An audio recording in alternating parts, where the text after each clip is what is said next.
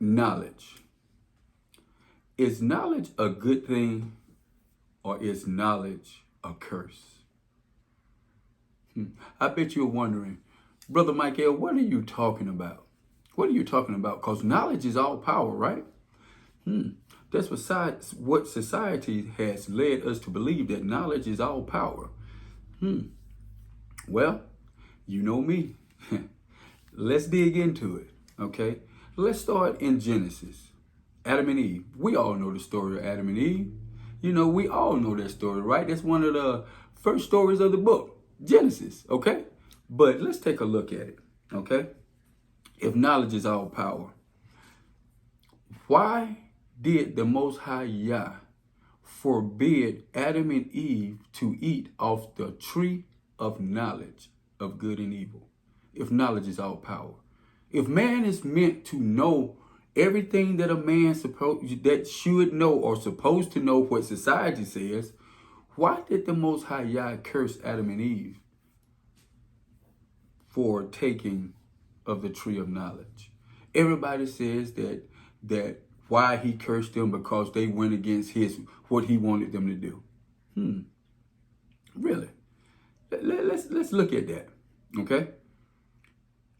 Adam was the first one in the Garden of Eve. We all know that. Okay? And the Most High Yah saw that Adam was, alone, and he said it was not good. So therefore he caused Adam to go into a deep sleep, and he took a rib from Adam and he made Eve, right? Okay. The Most High Yah told Adam, don't partake of the fruit. Adam never did. He enjoyed himself in the Garden of Eve, but he was alone. So, the Most High Yah, made Eve, gave him a companion, a helpmate. So then Eve come into the picture. She got tempted by the serpent, of course, and she did partake in the tree of knowledge. Now she knows good and evil. She got her husband to do the same thing. Now he knows what's good and evil. So if knowing knowledge, if having knowledge is all of that, why did the Most High Yah curse Eve first? Then he cursed Adam. Cursed him for having this knowledge.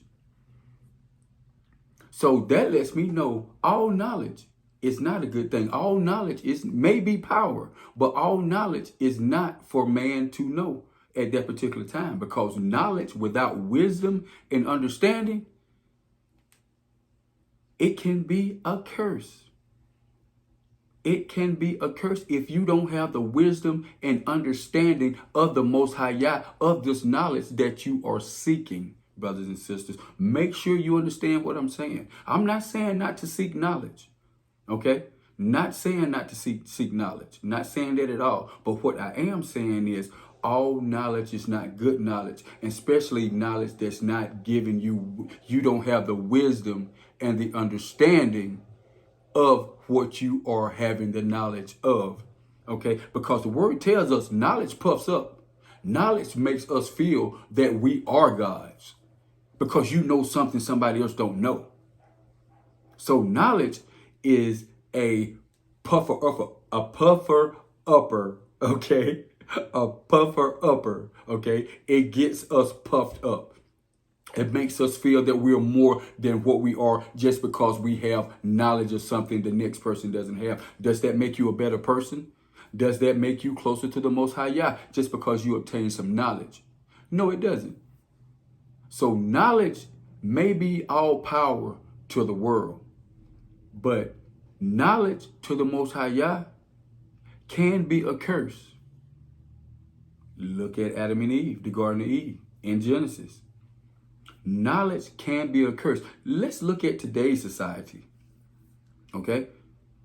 Man has so much knowledge that they can blow up the earth. If not blow it completely up, the actual radiation and all of that will destroy all life on earth. Man has so much knowledge that they can make a human being. They can make another human being, which only Yah should do. So my thing is this, just because you have the knowledge of something, that doesn't mean that you should do it. You should have wisdom and understanding to know that I should not be making humans. I should not be cloning humans. I should not build devices and weapons that can blow up the world that the Most High gave us. See, that's having wisdom and understanding. Just because you know something, that doesn't mean that we should act upon it or whatever. See, Adam knew about the tree of knowledge. He never acted on it. Eve knew about the tree of knowledge. She got tempted and she acted on it. So, all knowledge, just because you know it, that doesn't mean you're supposed to act on it. Okay? So, we're going to take knowledge into very small pieces, because in the word tells us that all knowledge is not good. Knowledge puffs people up, makes people feel that we are gods just because we know something.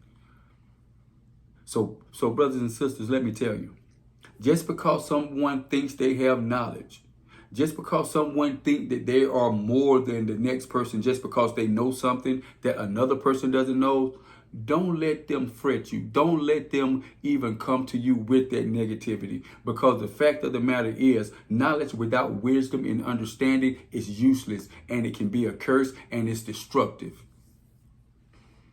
So everybody like to say knowledge is power. All knowledge. I'm seeking knowledge. I'm seeking knowledge. Try seeking wisdom. Try seeking understanding of the Most High Yah. An old saying in Christianity, of course, everybody knows I'm not a Christian, but I like this. You know what they used to say. What would Jesus do? If all of us kept that in mind, we would understand, what they're trying to say. I'm not saying I'm a Christian, but I do like that saying. What would Jesus do? Keep that in your forefront for when you're making any decisions off of knowledge without wisdom and understanding. Because if you thought about what would Jesus do, would we blow up the earth? Would we build something so destructive? Would we try to clone another human? What purpose does that make? I mean, what purpose does that serve for you to make another human? God gave us a way. The Most High gave us a way to do that through husband and wife. The Most High Yah gave us a way to do that. Not in a lab, not in a test tube, but he gave us a way. So knowledge. Another way to look at knowledge, right? Yeah. Another way to look at knowledge. Knowledge can be okay, but it's never okay if you don't have wisdom and understanding. Knowledge by itself puffs up, and it leads to destruction, and it can also lead to a curse. So on that note, brothers and sisters, I bid you shalom.